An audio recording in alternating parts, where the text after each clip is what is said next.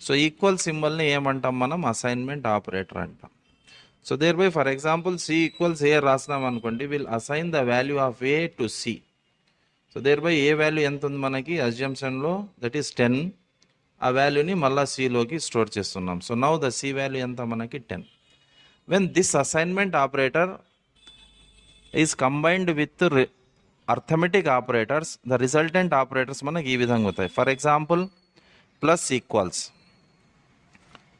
Plus equals అనే symbol ఎప్పుడు వాడతాం మనం అంటే, రైట్ సైడ్ ఉన్న వాల్యూ లెఫ్ట్ సైడ్లో ఉన్న ఆపరెండ్లో ఉన్న వాల్యూకి యాడ్ అయిపోయి వచ్చిన రిజల్ట్ని మళ్ళీ లెఫ్ట్ సైడ్ ఉన్న ఆపరెండ్లోనే స్టోర్ కావాలి.